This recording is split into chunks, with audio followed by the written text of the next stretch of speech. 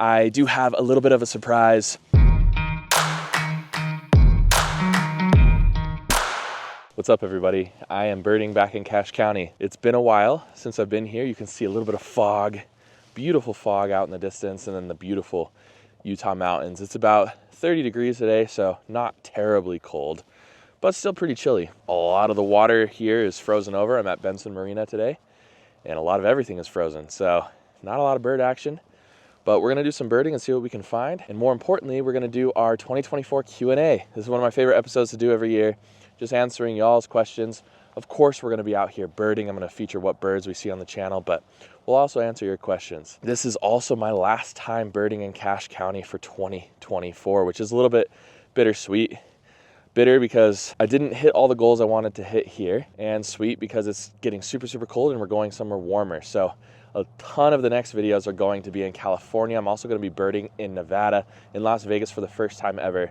So make sure you subscribe so you don't miss anything. All right, so the first question comes from Andrew K on YouTube, as well as Roberta on YouTube. They both have the same question, and that's, can you give us an update on your research and where can we stay up to date on the research? If you didn't know, I'm a PhD student at Utah State University. I study birders, birder behavior, and birder demographics. And I recently went on the Birdjoy podcast with Jason Hall and Dexter Patterson and was able to talk about this research. And if you haven't listened to that podcast, highly encourage you to do so. That birders project that we've been working on is currently being reviewed. Typically with research, what happens is you finish up a project, you write up the report and everything, and then you send it into a journal. That journal either rejects it or accepts it. But if they do accept it, which this journal did, they have just a ton of revisions that they want you to go through just to make sure everything meets their standards, right? So that's where the research's at. Now, where can you stay up to date on that research?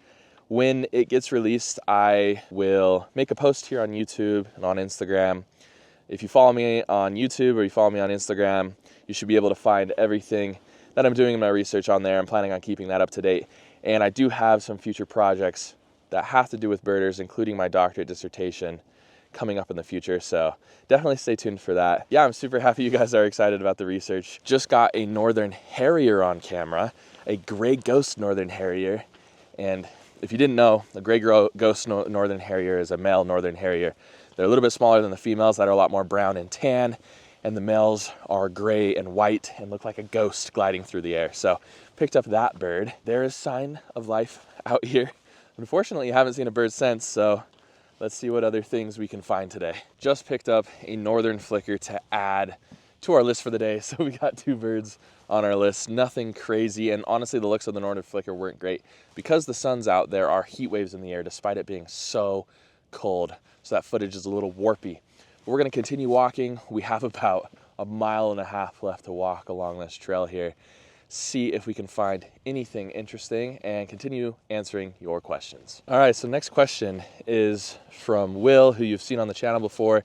And his question came from Discord. If you haven't joined the Discord community and you have Discord, definitely check it out. We have a lot of fun in there. But his question is, what are your favorite and least favorite things about YouTube? And I'll start with my favorite. I love the community aspect of YouTube. I've met so many people just by doing the channel virtually and in person, and it's been absolutely incredible. Just a lot of fun to meet a whole bunch of people, go birding, talk about birds, and then kind of also along with that, just being able to share birds with a big, broader audience. There's people that aren't birders who have watched the channel, and I hope that's had a positive impact on them as well. So those 2 aspects are definitely my favorite. And my least favorite thing about YouTube is that it's definitely a roller coaster.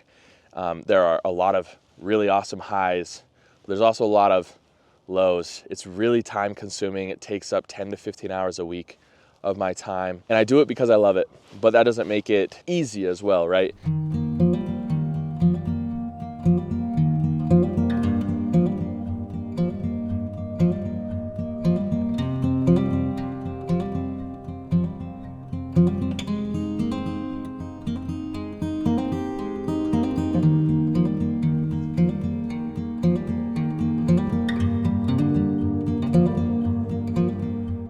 All right, so next question is from Burdox. Now, Burdox is a YouTuber.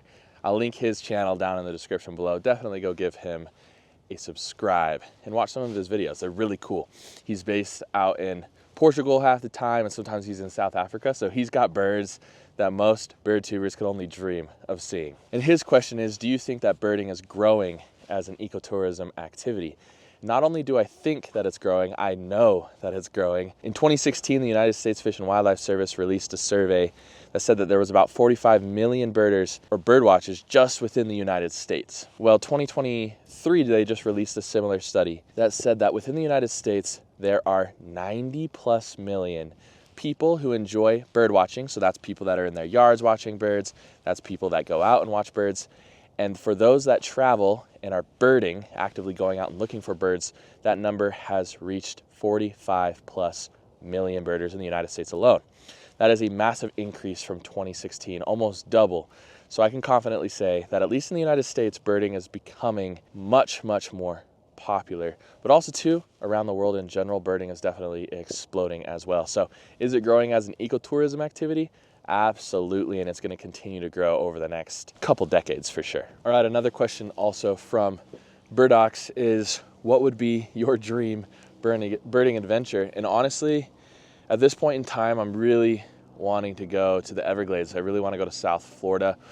That's in the United States. That is not my dream adventure, but definitely for the US, South Florida. For the world, I really want to go see the pink robin. Australia would be amazing. I would love to go see and get that pink robin. Hopefully I don't know how easy it is to find it on the mainland. So if it's not, then it'd probably have to be Tasmania, right?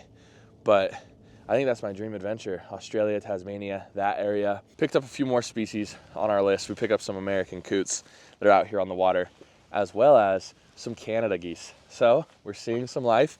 The water's not frozen on this end over here, and there was a possible yellow-billed loon spotted out here, but fortunately that's a big bird. I know it dives underwater a lot, so it's hard to pick it up, but I feel like I would see it if it was close by, and I just don't see it anywhere. So we're gonna continue walking down this trail and see what other birds we can find.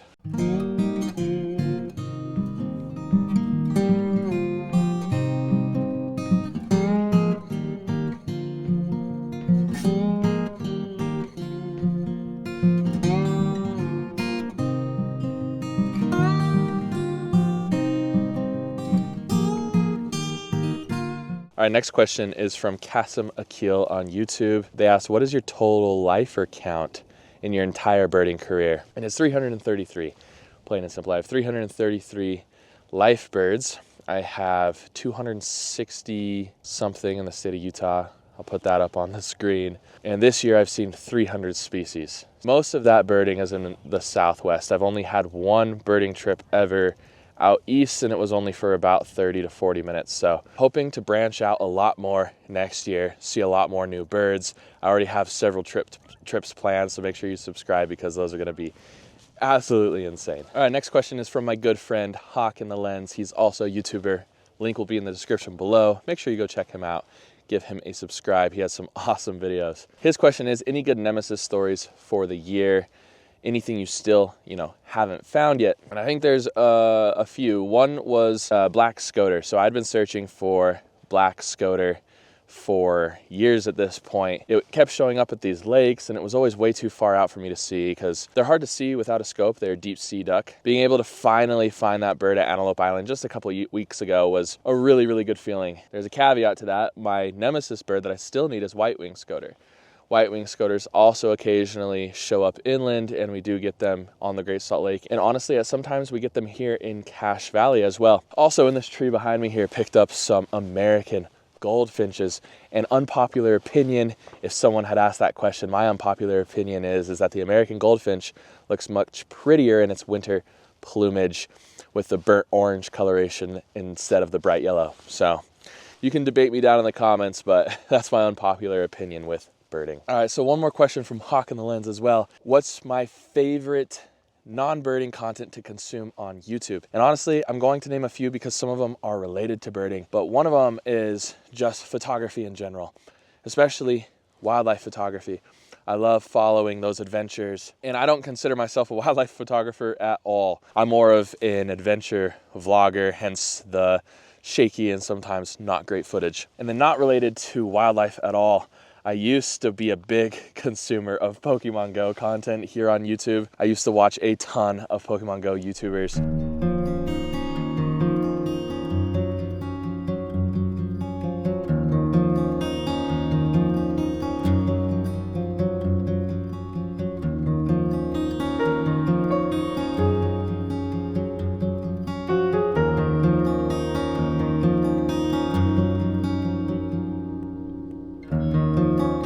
Next question I have is also from YouTube, from Ariana D, and she asks, could you outline a good code of ethics for birding? I think this is a really important question. I think just as a general rule, don't disturb the wildlife. This is a lot easier as birders because in a lot of cases we don't have to get super close. But if you are a hybrid birder and photographer, or just a photographer in general, it's important not to sacrifice the bird's ability to just live without being disturbed just to get a good shot on camera. I really try to do that here with the YouTube channel. I'm lucky I have a camera with really powerful zoom. But yeah, I think just as a general rule, make sure that you are respecting the birds more than you are wanting to get that good shot. Also too, make sure as birders that we respect other people and other birders, right? So if there's people that are asking questions, sometimes it's hard to just stop and talk to them, but I think it's really important to let people know what we're doing.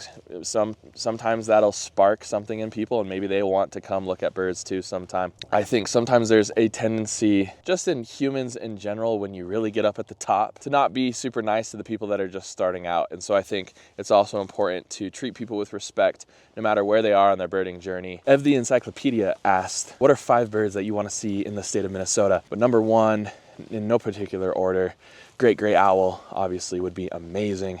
I would also love to see northern hawk owl. A common redpoll would also be an amazing bird to pick up on my list. And then lastly, a boreal chickadee. And then this one's kind of like a loose, maybe if it's a round bird, snowy owl obviously would make that list as well. So those are probably my top 5. Picked up a great blue heron just sitting over there near the water's edge, and it's a really far away shot, so not a great shot whatsoever, but definitely a cool bird to pick up to get on our list for the day. Let's see what other birds we can find. Bertho's Bird Life on YouTube asks, what has been your biggest challenge on YouTube and how have you overcome that? And honestly, my biggest challenge has been finding the time to make all of these videos. I do videos 2 times a week, and that can be pretty difficult. I'm a PhD student, I'm a dad, I'm a husband, I work, I do research, I have a lot of things on my plate. But I think the way that I was able to overcome that and really find the time to do it is just having a really good schedule.